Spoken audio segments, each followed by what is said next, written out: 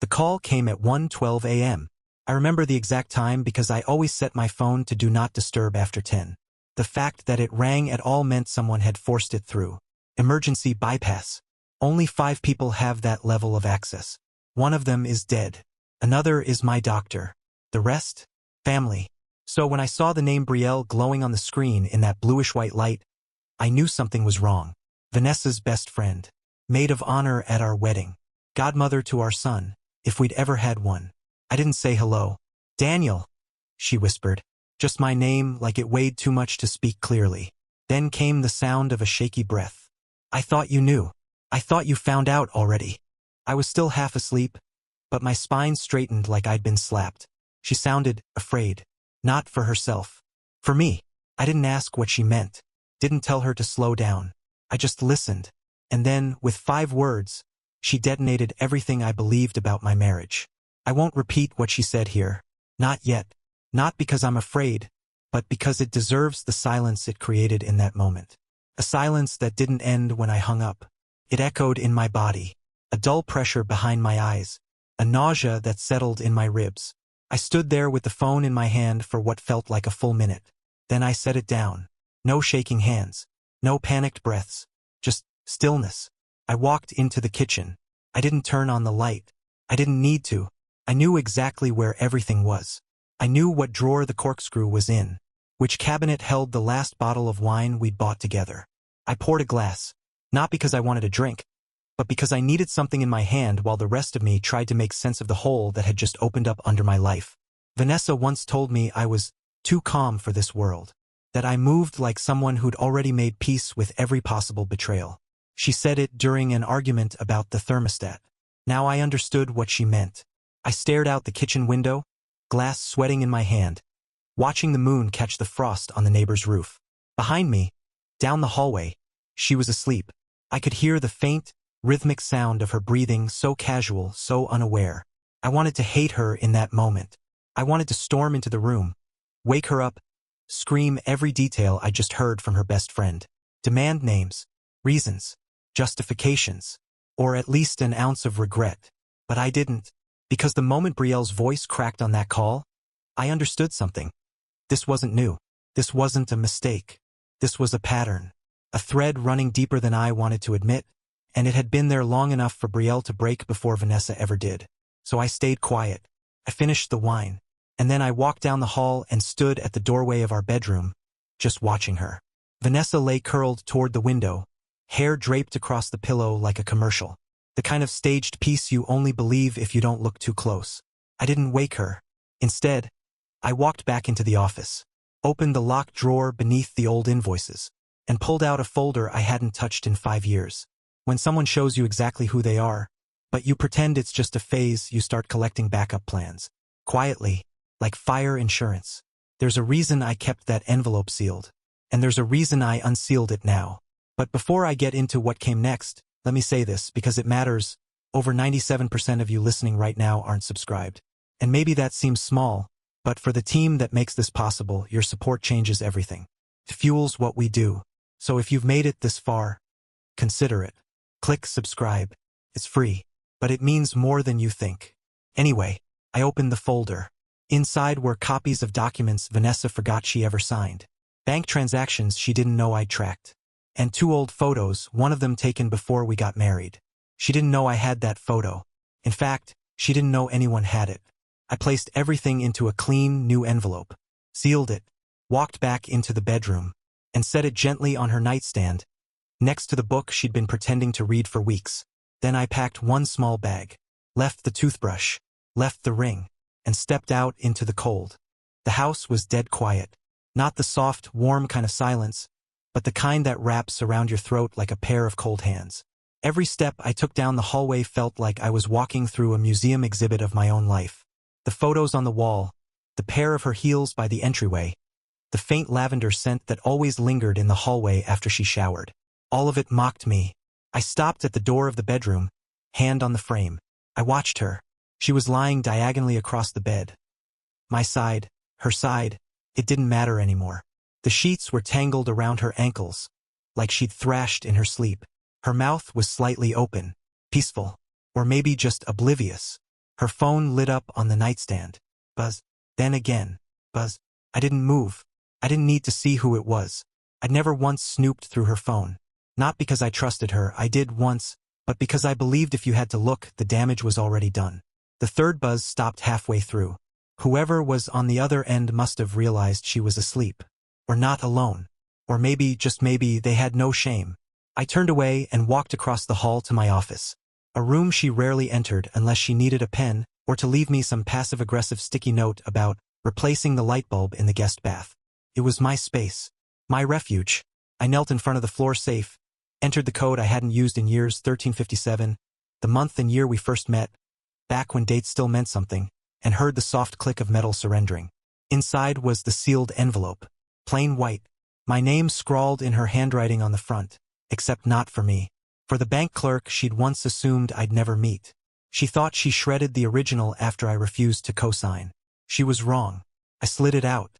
Next to it was a flash drive. Black, unmarked, older than most people would bother keeping around. She didn't know it existed. I'd made sure of that. I stood, walked back into the bedroom, watched her chest rise and fall, steady, unaware. I placed the envelope quietly on the nightstand, beside the book she pretended to read when she was too tired for anything else. A book that still had a bookstore receipt from last year acting as the bookmark, page 18. She told me she'd finished it. Twice. I lingered for a moment. Not for sentiment. For confirmation. I needed to see her like this one last time, before the chaos, before the scrambling, before the crocodile tears and performative confusion. Then I left the room. Back in the kitchen, I pulled my phone from my coat pocket. Scrolled past the names that didn't matter. Landed on the one that did, Eldon Cabin. I tapped. 1 ring. 2. Then, yeah. It's time, I said. Pause. I'll have it ready. I ended the call. No need for more. I opened the fridge. Took out the last of the leftovers from dinner the night before. Her favorite lemon chicken, which she hadn't touched. Said she had a big lunch at work. I remember the way she said work. Like it had quotation marks wrapped around it. Like it was someone else's word she was borrowing. I didn't eat. I just threw it in the trash. Then I washed my hands. Dried them with the towel she insisted we hang by the window because it felt more like a spa. I folded it neatly. Left it where it was. Upstairs, I packed a single duffel bag. Just clothes. No photo frames. No souvenirs. I left the cufflinks she gave me on our 10th anniversary because I realized something looking at them under the light. I'd never worn them. Not once. By 4:30 a.m., I was in my car. The house behind me still slept. Her world still intact. But not for long.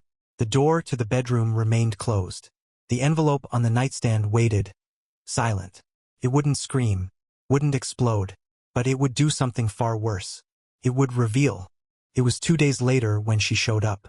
Rain had started to fall an hour earlier, soft, steady. Like it had been hired to set the mood. I was staying at my sister's house outside of town, the kind of place where cell signal is a suggestion and deer walk across the driveway like they pay rent. She and her husband were away on a cruise. I'd asked to use the place for some quiet thinking time. She didn't ask questions. She knew me well enough not to. I heard the knock mid-morning. 3 short raps, then hesitation. The kind of knock you use when you're not sure if you should be there. I opened the door to find Brielle standing under a gray umbrella. Hair pulled back, eyes swollen like she'd already cried out the apology a dozen times in her head. I didn't say a word. Just stepped aside.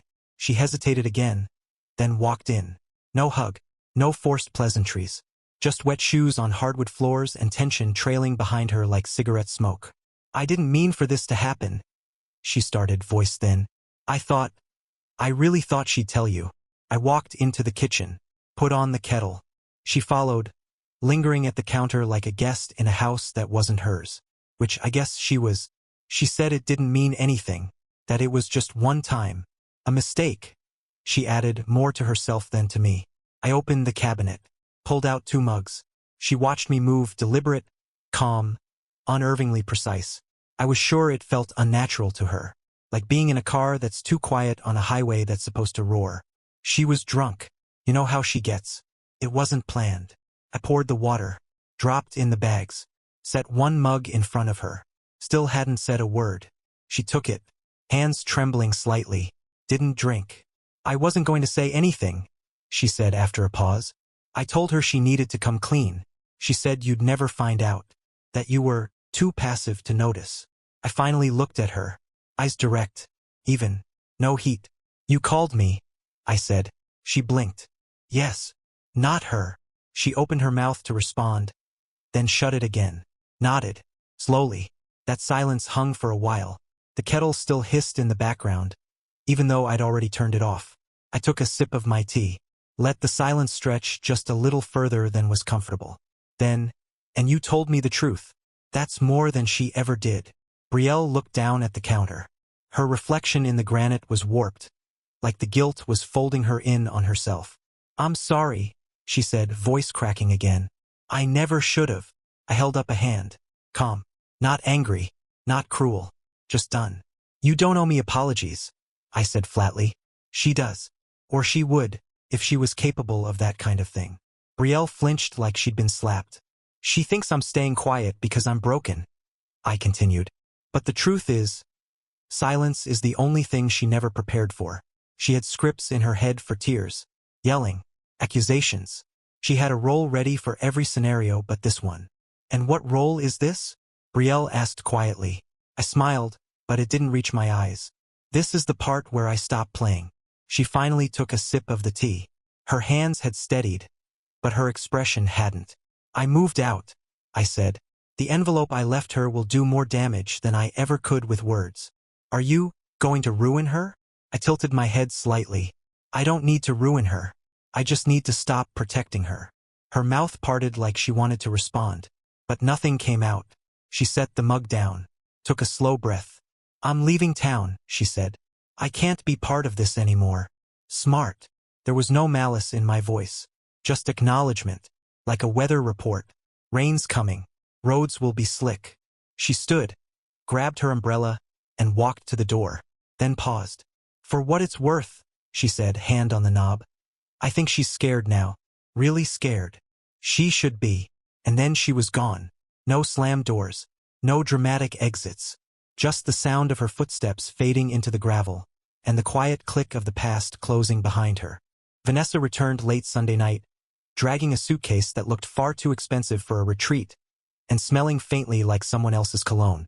Not enough for most people to notice, but I wasn't most people. I'd memorized her perfume years ago, back when I still wanted to bury my face in her hair at night instead of the pillow. She walked through the front door like nothing had changed, like she hadn't just spent 72 hours in a lie she thought I hadn't noticed. The house greeted her with silence. No light in the hallway, no hum from the TV in the den, no faint jazz from the kitchen speakers I used to turn on around 6 p.m. on Sundays when prepping dinner. Nothing. Her heels clicked across the hardwood. She muttered something to herself, probably annoyed I hadn't waited up, probably assuming I was sulking somewhere with a glass of whiskey and a wounded ego. The suitcase rolled toward the bedroom. Then she noticed it. No coat on the hook. No shoes by the door, mine always second from the right. No keys in the tray. Still no voice calling out to her from the back room asking, "Did you bring dinner? Or are we pretending you ate kale again?" That was the first pause. Barely a beat. But it was there. She made her way to the kitchen. The fridge was still humming. A bottle of Pinot on the counter half full. But that was it. And on the stainless steel door of the fridge. Post-it. Yellow with my handwriting. Sharp square letters. The garage door code has been changed. That's when her heartbeat likely skipped. Just once. But enough to land in her throat. She tore the note off, crumpled it, and tossed it in the trash. Right on top of the lemon chicken she'd left untouched 4 nights earlier. She moved faster now. Into the bedroom. The lights flickered on. No duffel bags. No cufflinks. No shaving kit. No charger plugged in by the nightstand. The walk-in closet was still half full, her half. My side looked like it had been politely erased. Nothing scattered. Nothing trashed. Just gone. Then her eyes landed on the envelope. It sat upright against the base of her lamp. Inside, several neatly stapled pages. The first was a typed letter, no greeting. Vanessa, this is not spontaneous. This is not punishment. This is reality catching up. I am formally requesting a separation. Details attached. She flipped through the packet. Itemized breakdowns of each bank account. Withdrawal dates. Account closures. A precise list of which assets were in whose name. Most of it was shaded in gray, hers. The unshaded parts were mine. What was left after decades of shared earnings and shared lies. She snorted. That brittle laugh she used when people challenged her at dinner parties. He's bluffing, she muttered. She grabbed her phone. Dialed the bank. You have reached Huntington Private Banking. Please enter your account number. She did. Please verify the last 4 digits of your social. She did. Then came the silence. Not from the bank. From her. Because her balance wasn't 0. It was something worse. It was half. Gone. Transferred. And the memo on the transfer? Final reconciliation. She tried another account. Same result. Then she tapped to the shared investment portfolio. The one we'd built together after my second promotion. The one that was supposed to fund our retirement. The trips to Barcelona she always fantasized about but never planned. Account access denied. Primary holder update in progress. She tried again. And again. Denial after denial. Her laughter evaporated. She was pacing now, pulling open drawers, yanking clothes hangers like she expected me to be hiding in them. She ran to her laptop. Entered our shared password to the financial dashboard. Invalid credentials. She reset it. Verification email sent. To my email. Locked out. She slammed the laptop shut. Stormed back into the bedroom. Stared at the envelope like it might set itself on fire if she looked hard enough. Then, and this part won no because she texted me 5 minutes later and I didn't respond. She sat down on the edge of the bed. And started to cry. Not because she lost me. But because she lost the illusion of control. And for Vanessa, that was worse than any heartbreak. Vanessa's confidence came roaring back about 12 hours later. I expected that. She's not the type to sit in grief for long, at least not without first trying to weaponize it. The crying? That was the trailer. The movie is always litigation. By Monday afternoon, she'd scheduled an emergency consultation with one of the sleaziest divorce attorneys in town. A guy named Carter Blaine, specializes in asset preservation, which is lawyer speak for, let's bleed your spouse dry while pretending it's justice. She probably picked him from a recommendation chain involving Pilates instructors and overpriced hair colorists. Carter was known for his confidence, for finding loopholes. So she walked into his office in her navy wrap dress and sharp heels like a woman reclaiming the narrative. She brought a copy of the letter I left. Even highlighted the sentence. Final reconciliation. Thought it would play well in court. Like I was some cruel villain with a paper trail. Except Carter didn't look impressed. He scanned the papers, flipped through the financial statements I had so kindly detailed for her, and frowned. This savings fund, she began, tapping the sheet. Daniel and I contributed to it for years. It was always understood to be shared. Carter nodded absently, opened his laptop, and logged into one of the databases only attorneys have access to. A few clicks. A pause. Another click.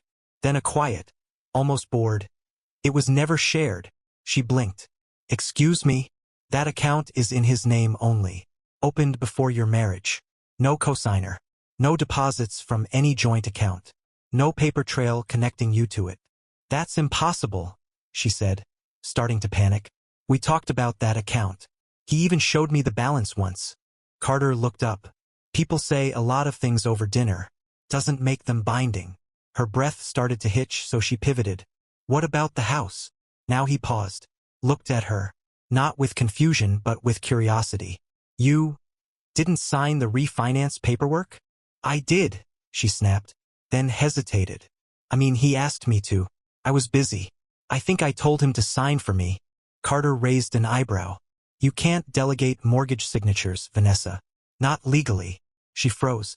I'll pull the file, he continued. But from what I'm seeing, the property was refinanced under his name only 3 years ago. And according to the notarized forms on file, you explicitly waived rights in exchange for him covering the new roof and kitchen remodel. Her lips parted slightly. I didn't even read those. He said it was just paperwork for the contractor. His tone didn't soften.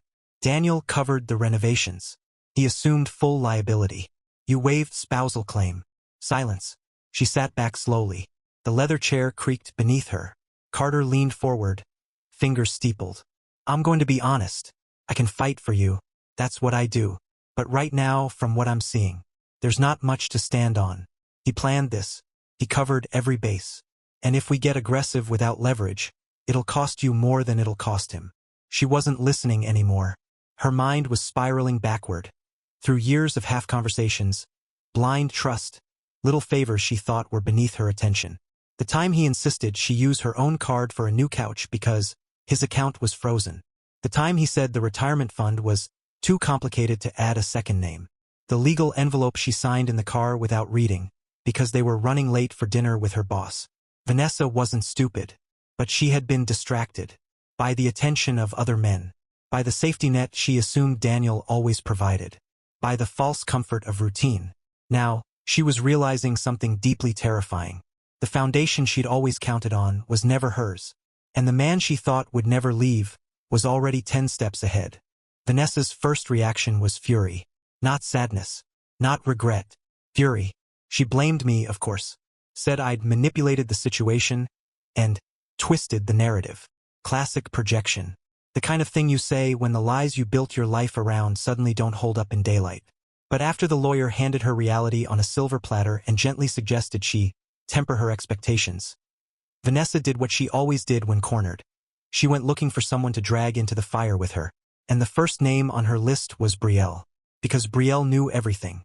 She was there the night Vanessa made the choice that detonated this marriage. She was there when the wine glass hit the floor, when the laughter turned into something else. Vanessa had always assumed Brielle would cover for her, that she'd spin it, shape it, if necessary, lie. That's what best friends were for, right? Except Brielle hadn't returned any of her texts.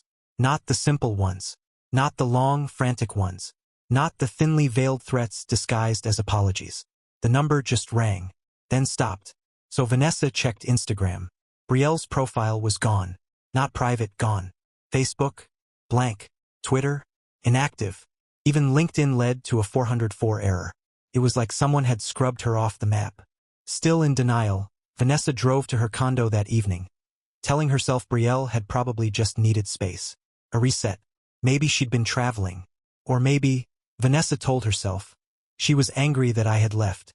That this was all just a misunderstanding between the three of us, and a glass of wine would fix it.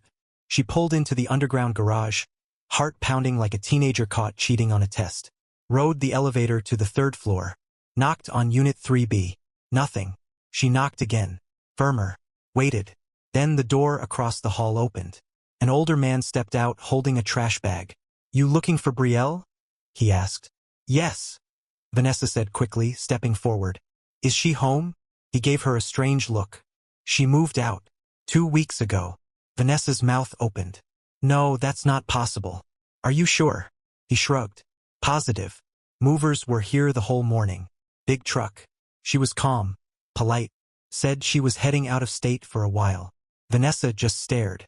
She didn't leave a forwarding address? He gave her a faint, polite smile. That's not really something we do here. And with that, he turned and walked toward the trash chute. Vanessa stood frozen in the hallway. This wasn't a break in communication. It was a vanishing act. Brielle hadn't just ghosted her.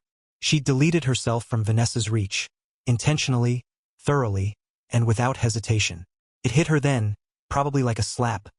Brielle had chosen me. She hadn't warned Vanessa. She hadn't covered her tracks for her. She had called me at 1:12 a.m., voice shaking with guilt. She had picked a side. And then she disappeared, before Vanessa could pull her back into the mess. That hallway must have felt like a graveyard in that moment. Not because someone had died, but because Vanessa realized she was now completely, utterly alone. Her only ally? Gone. Her narrative? Collapsing. And the worst part? She didn't even know what else Brielle had told me. Which meant, for the first time in her carefully controlled life, Vanessa wasn't just losing. She was flying blind. Vanessa wasn't sleeping much by this point. The house was quiet, too quiet, and every creak sounded like a judgment. She tried calling her mother the night before, hoping for comfort. But even that had ended in clipped sympathy. Well, maybe now you'll learn to appreciate what you had, her mother had said, before muttering something about reputations and hanging up. So Vanessa did what she always did when she couldn't control the present. She went digging in the past. She tore open drawers, flipped through photo albums, rummaged through boxes she hadn't touched in years. As if somewhere between the baby shower invites and leftover thank you cards, she'd find an explanation. Or maybe a loophole. What she found instead was a photograph. Not framed. Not even in an album. Just loose, sitting under a stack of old receipts and expired coupons in the desk drawer where Daniel used to keep spare chargers. The picture was faded slightly, printed on matte paper like the kind CVS used to give out. Daniel was in it. So was she. But it wasn't a wedding photo. It was older. From a backyard cookout, maybe. She was wearing that off-the-shoulder floral top she thought made her look spontaneous. Daniel had one of those tight, polite smiles, back when he still smiled at all. But her hand wasn't on his shoulder. It was on the arm of another man. And that man was smiling directly at her. Her fingers clenched the edges of the photo before she even realized it. Her heart thudded once, violently, against her ribs. She hadn't seen that man in over a decade. In fact, she thought Daniel had never met him. Because he wasn't a friend. He wasn't family. He wasn't supposed to exist in Daniel's world. He was a mistake. A very specific, very private mistake. One that predated the wedding by maybe 6 weeks. And if she was being honest, she never told Daniel about that night. She'd written it off as one last act of selfishness before marriage. Something wild and secret she could bury once she became someone's wife. She sat down hard on the edge of the bed. The name came rushing back. Reed Matheson. The same name Brielle had said, no, almost said, on that call before she caught herself. The name that connected more dots than Vanessa wanted to acknowledge. Hands trembling, she opened her laptop, typed the name into search. At first, just the usual noise. A LinkedIn profile with no photo, a Twitter account long inactive, a half-finished blog about crypto from 2016. But then, 3 pages in, a court document appeared. Sealed case. Petitioner, Daniel R. Whitmore. Respondent, Reed A. Matheson. She clicked. Access denied. Sealed by court order. She tried other court record databases. Same result. Redacted. Redacted. Redacted. The only detail available publicly? The case was closed 8 years ago. Her stomach twisted. Daniel had filed something. Not just known about Reed, acted on it. And he'd never said a word.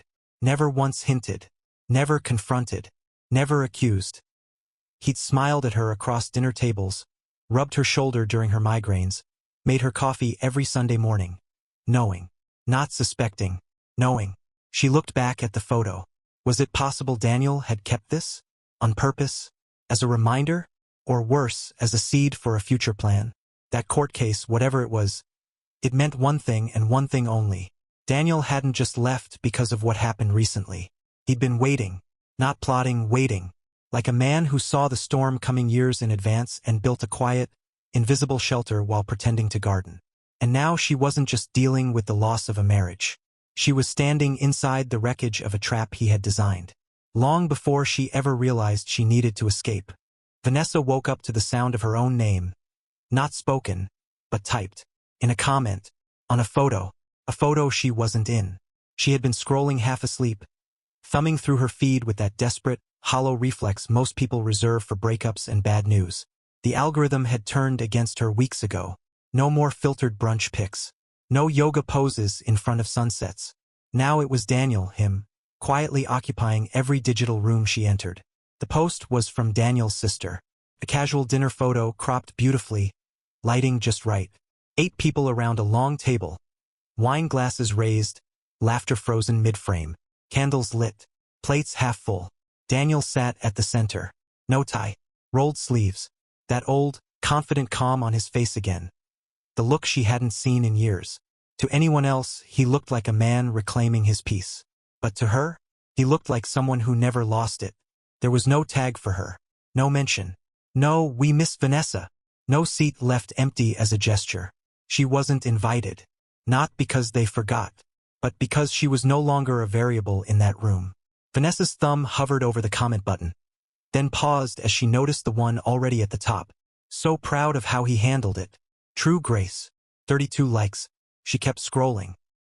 He's the kind of man people should be. Not loud. Just unshakable. The truth always wins. Quiet power. Her stomach nodded. She clicked into the profiles. Some were mutuals. A few were people she used to call friends. One of them, Madison, had once cried on Vanessa's shoulder during her own divorce.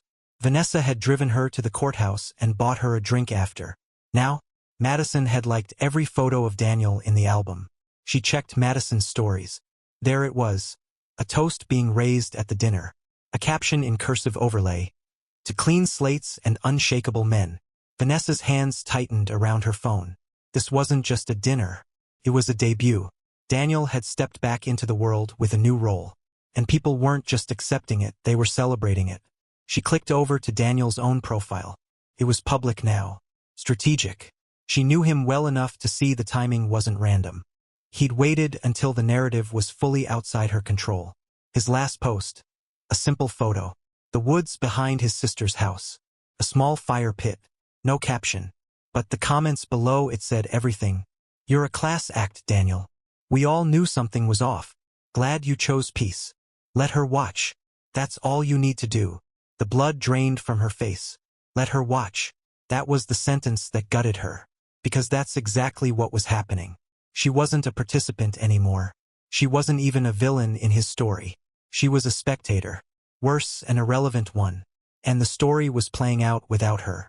Every smile, every toast, every graceful nod of support chipped away at the image she thought she'd curated. The sophisticated wife. The one with options. The one who always came out ahead. Not anymore. Daniel had rewritten the script. Quietly, efficiently. And now the applause wasn't just loud. It was public. And she had no idea how much louder it was going to get. He was unlocking his car when she finally did it, cornered him. It was dusk. That strange blue-gray hour where everything feels like it's holding its breath. The lot was mostly empty except for his Lexus and a few other cars with tinted windows, likely belonging to the other attorneys still wrapping up the day. Vanessa had been sitting in her own car across the street for almost 30 minutes, watching the glass doors of the law office like a predator studying the timing of its prey. And when he stepped out, alone, calm, unreadable, she moved. Daniel! He didn't flinch, just glanced up, saw her coming, and quietly pressed the lock on his key fob with a soft beep. She didn't wait for permission, just closed the distance in fast, angry strides and stopped 3 feet from him, heels clicking, breath already shaking. You really weren't going to talk to me? At all? He said nothing.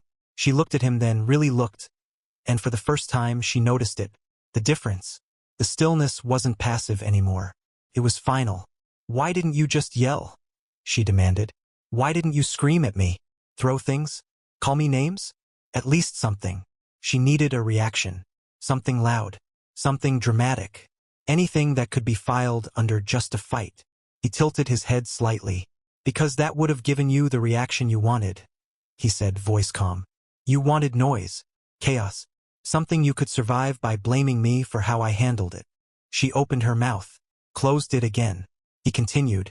You always assumed if it ever came to this, I'd implode. Cry. Threaten. Embarrass myself. Make you the victim in some neat little story you'd tell your next lover over wine. She flinched. He looked at her directly without heat. Just observation. Like he was studying a storm system from behind glass. You're not angry that I left.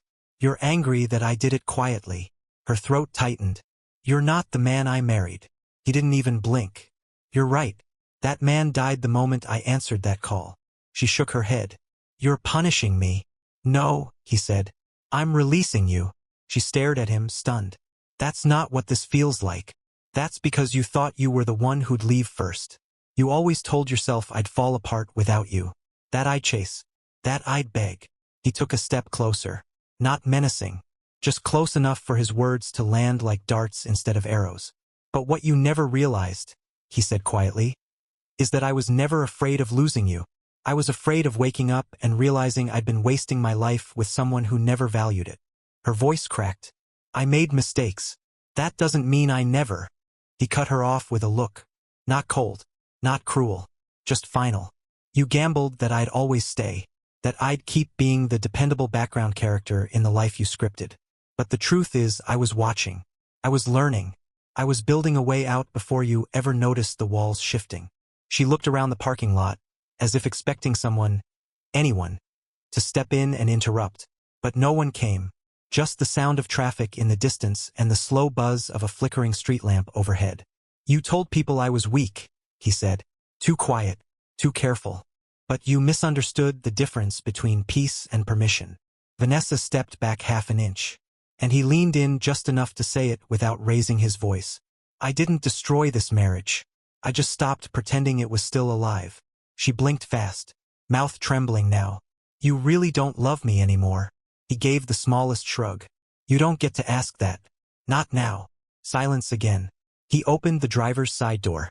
She whispered, "Then what was I?" He paused, looked at her one last time. "You were the lesson," he said. "And I don't repeat lessons." Then he got in, closed the door, and drove away. It arrived on a Tuesday. Plain manila envelope. No return address. No postage, hand-delivered. The kind of delivery that says, "This came from someone who still knows how to get to you." Vanessa almost didn't open it. She thought it might be another legal notice. Or worse, one of the investors reaching out to clarify some things. Now that her name no longer held currency, the invitations had stopped. The pity texts had thinned out. Even the old circle of friends, the ones who once called her a force, had begun orbiting elsewhere. She sat at the kitchen table, a table she now had to clean herself, and peeled back the flap with the kind of hollow care you give things after too many weeks of emotional whiplash. No letterhead, no cover page, just a thick document. The first line, Trust Transfer Agreement, Whitmore Family Holdings. Her eyes flicked to the next lines. Her name, her former trust account, and then, the recipient. Not Daniel, someone else, a holding firm, silent partner. She flipped through the document, scanning for mistakes, something she could contest. But everything was in order. Signatures, dates, notary stamps, all airtight. She knew that trust. Daniel had created it during their second year of marriage. It had been one of his silent gestures of security. "Just in case something ever happens to me," he'd said. "I want you taken care of." She'd laughed then, told him he was being dramatic, that she was fine, that nothing would ever happen. Now she was reading the dissolution of that gift, line by line, and stapled to the very back, just one small sheet. No letterhead, no signature, just a typed note. "You once said I'd never leave, that I didn't have it in me. Turns out, I just needed one reason. Thank you for giving it to me." She read it twice, then again. The room felt colder. She looked around the kitchen, the one they'd renovated together. The countertop she insisted on. The backsplash Daniel installed himself on a Saturday when the contractor ghosted. She remembered how he sliced his thumb trying to cut the tile and refused to go to urgent care. "Stitches are for people who can't plan," he'd said, grinning like an idiot. She stared at the stove, the same one she'd stood in front of the night she told Brielle she was just bored. That Daniel was fine but forgettable. That she wasn't sure she could do this forever. She hadn't known he was in the hallway. She hadn't known a lot of things, like the fact that trust account had a clause, quiet, specific, triggered only in the event of significant marital breach. She didn't know he'd amended it 2 years ago. She didn't know he had the paperwork ready months before the call came. She didn't know how much he knew. And now she didn't know what to do with herself. Because it wasn't just money. It wasn't just property. He had taken something she never thought he could, his absence. Daniel had always been the calm, the reliable, the one who never left. She treated that like weakness, like something she could manipulate, stretch, and control. But she had misread him. He wasn't staying because he couldn't leave. He was staying until he didn't have to say a word. Now he was gone. And all she had left was silence. Final. Absolute. The kind you can't argue with. The kind that doesn't forgive.